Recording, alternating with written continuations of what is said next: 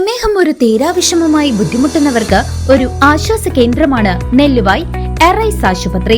പ്രമേഹ ചികിത്സയിലും പ്രമേഹം മൂലമുള്ള കാൽപാദങ്ങളിലെ മുറിവ് ചികിത്സിക്കുന്നതിലും തന്റെ വൈദഗ്ധ്യം തെളിയിച്ച ഡോക്ടർ പ്രേംലാൽ ഇപ്പോൾ നെല്ലുവായ് എറൈസ് ഹോസ്പിറ്റലിൽ തിങ്കൾ മുതൽ ശനി വരെ രോഗികളെ പരിശോധിക്കുന്നു.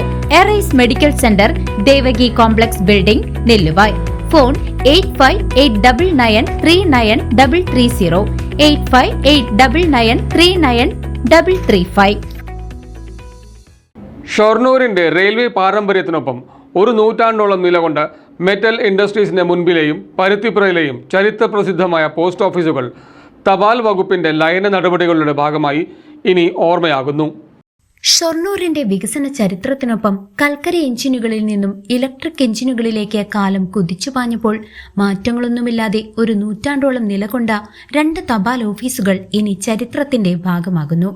ഷൊർണൂർ മെറ്റൽ ഇൻഡസ്ട്രീസിനു മുൻപിലെയും പരുത്തിപ്രയിലെ ഒറ്റമുറി കെട്ടിടങ്ങളിൽ പ്രവർത്തിച്ചിരുന്ന പോസ്റ്റ് ഓഫീസുകളുമാണ് ലയനത്തിന്റെ ഭാഗമായി ഇപ്പോൾ അടച്ചുപൂട്ടിയത്. 100 വർഷം മുൻപ് മെറ്റൽ ഇൻഡസ്ട്രീസിലെ തൊഴിലാളികൾക്കായി ആ സ്ഥാപനം വിട്ടു നൽകിയ സ്ഥലത്താണ് കേന്ദ്ര സർക്കാർ അനുമതിയോടെ ഈ തപാൽ ഓഫീസ് പ്രവർത്തനം ആരംഭിച്ചത്.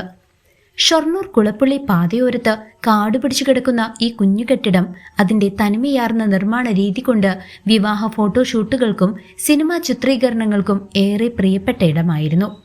പരിമിതമായ സ്ഥല സൗകര്യങ്ങൾ മാത്രമുണ്ടായിരുന്നിട്ടും മെറ്റൽ ഇൻഡസ്ട്രീസിലെ ജീവനക്കാർക്കും പരിസരവാസികൾക്കും സേവനങ്ങളുടെ വലിയ ലോകമായിരുന്നു ഈ കൊച്ചോഫീസ് തുറന്നു നൽകിയത്. അടുത്ത ദിവസങ്ങളിൽ തന്നെ ഈ കെട്ടിടം പൊളിച്ചു നീക്കി അവിടെ മെറ്റൽ ഇൻഡസ്ട്രീസിന്റെ പാർക്കിംഗ് ഗ്രൗണ്ട് സജ്ജമാക്കാനാണ് അധികൃതർ തീരുമാനിച്ചിരിക്കുന്നത്. ഇതിനൊപ്പമാണ് 50 വർഷത്തിലധികം പഴക്കമുള്ള പരുത്തിപ്രയിലെ പോസ്റ്റ് ഓഫീസും പ്രവർത്തനം അവസാനിപ്പിച്ചത്. ഗ്രാമീണരുടെ നിരവധി വൈകാരികമായ കത്തുകൾക്കും ഔദ്യോഗിക ഇടപാടുകൾക്കും സാക്ഷ്യം വഹിച്ച ഈ കുഞ്ഞു കെട്ടിടങ്ങൾ മണ്ണടിയുന്നതോടെ ഷൊർണൂരിന്റെ പഴയകാല ഓർമ്മകളുടെ ഒരു വലിയ അധ്യായം കൂടിയാണ് അവസാനിക്കുന്നത്.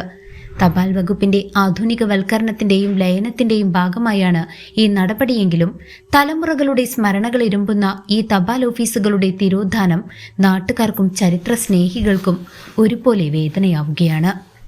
News desk CCV.